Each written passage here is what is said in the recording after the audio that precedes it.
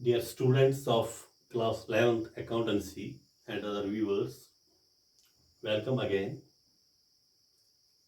Our today's topic is journal and we are going to solve question number 1 of this chapter among the practical questions given in the textbook.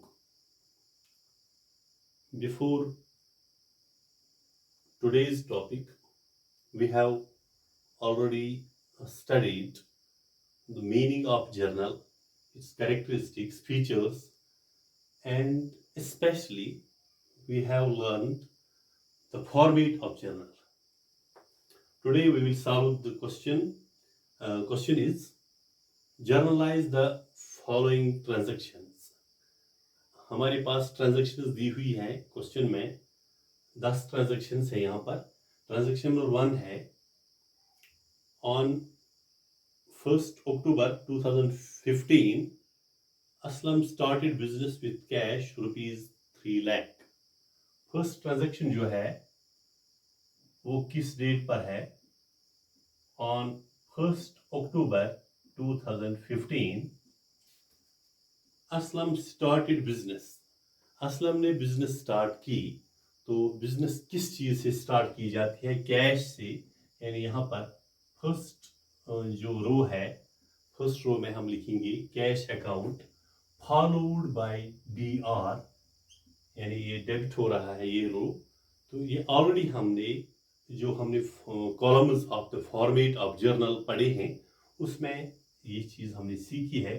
First row जो होता है वो example भी हमने की है.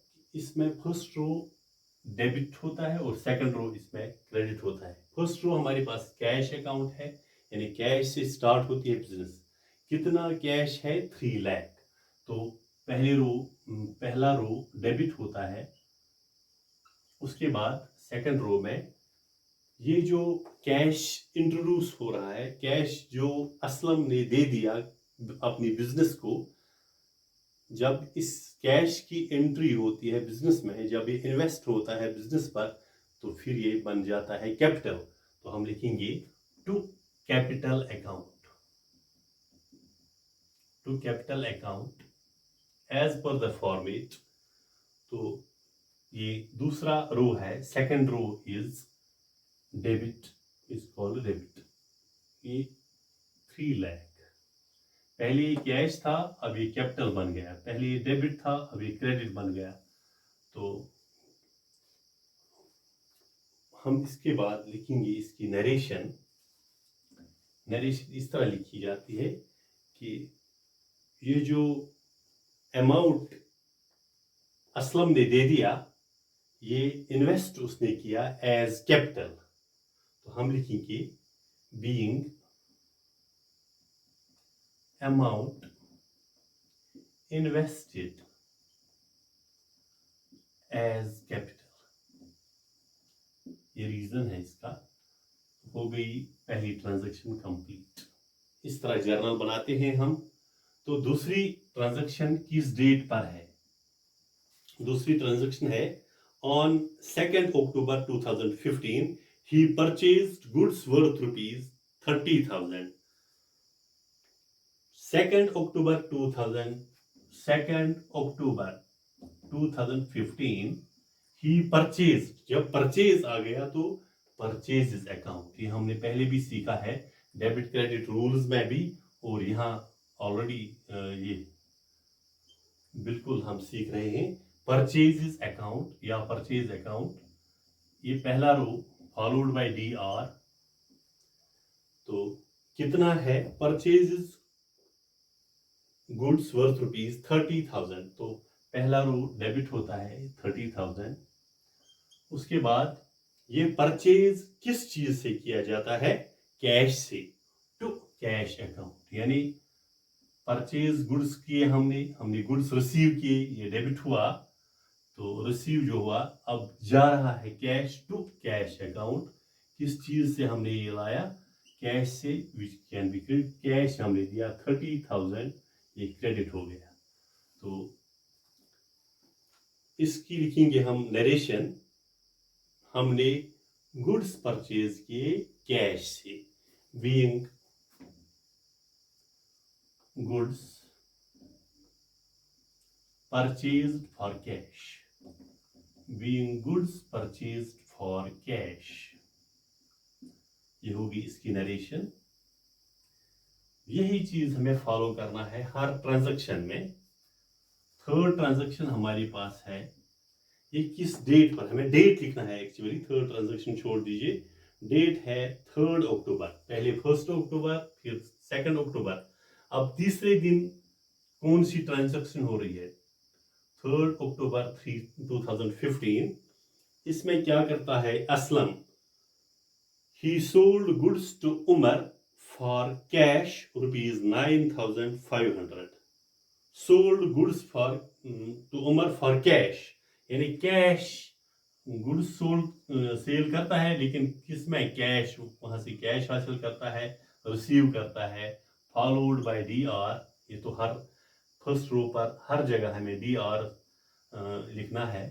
तो कितना है 9,500, ये डेबिट हो रहा है, फर्स्ट रो में डेबिट होता है और सेकंड रो में क्रेडिट होता है। तो जो उसने sold goods to Umar for cash rupees 9,500, तो इट मीन्स ये सेल्स अकाउंट है, टू सेल्स अकाउंट।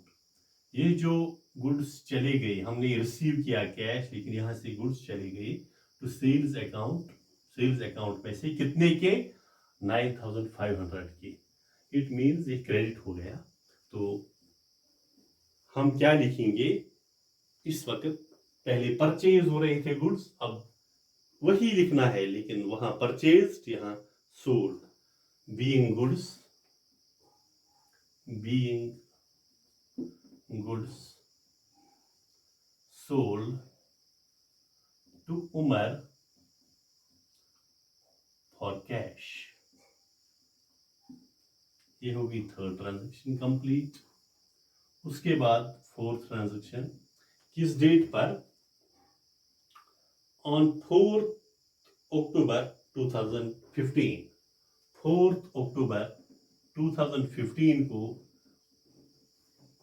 असलम क्या करता है, 4 अक्टूबर 2015 he purchased for fan, he purchased fan worth rupees 5,000। क्या खरीदा उसने, फैन खरीदा। तो फैन अकाउंट आएगा, फैन के अकाउंट में कितना है, डेबिट होता है 5,000। इसी तरह जो ये फैन उसने खरीदा, तो ये कैश से खरीदा, टू कैश अकाउंट 5,000, क्रेडिट होता है, सेकंड रो में क्रेडिट, यानी कैश जो है क्रेडिट होता है। तो इसमें हमने फैन खरीदा, being fan purchased for cash, हो गया ये भी कंप्लीट। उसके बाद फिफ्थ ट्रांजैक्शन, ये फिफ्थ डेट को नहीं, ये 9 अक्टूबर, ऑन 9 अक्टूबर 2015, 9 अक्टूबर 2015, इसमें इस डेट पर असलम क्या करता है, सैलरीज पेड रुपीज 2,000, यानी हम सैलरीज अकाउंट यहां लिखेंगे, salaries account, account D R, जो सैलरी रिसीव करते हैं कितना, 2,000, और पेड, पे कौन कर रहा है, असलम पे कर रहा है सैलरीज टू कैश अकाउंट, ये कैश में देता है, to cash account, cash is going out 2,000। ये 2,000 डेबिट होते हैं, फर्स्ट रो में हम डेबिट कॉलम और डेबिट लिखते हैं, debit amount, amount debited on in first row and amount credited in the second row. तो अब हम लिखेंगे being salary paid, being salary paid,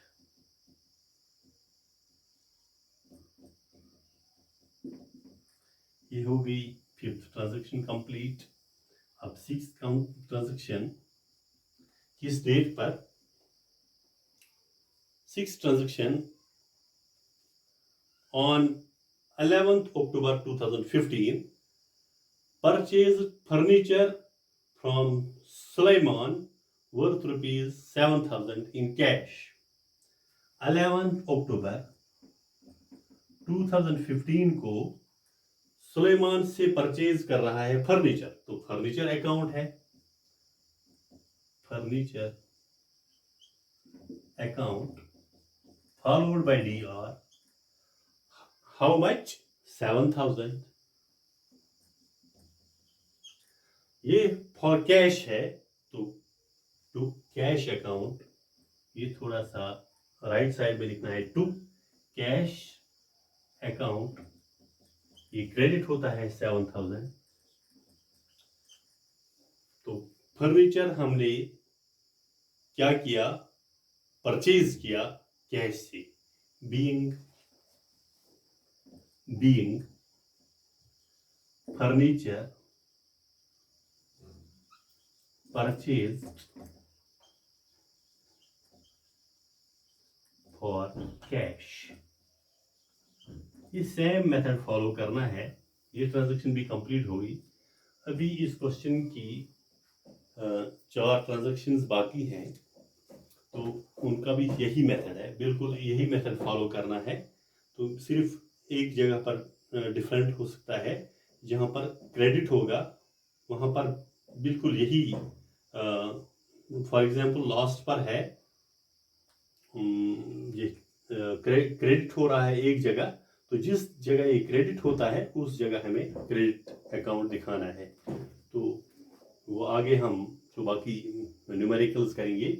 और ये वाला मेथड जो है, इसमें बहुत सी सारी एंट्रीज हैं. जर्नल में सिंपल एंट्रीज हैं, उसके बाद ओपनिंग एंट्रीज हैं. फिलहाल हमने सिंपल एंट्रीज वाला क्वेश्चन किया. ये पहला क्वेश्चन है इसका, तो इसकी प्रैक्टिस कर लीजिएगा और इसका आप स्क्रीनशॉट ले सकते हैं. तो इसके बाद हम सेकंड क्वेश्चन स्टडी करेंगे. Thank you.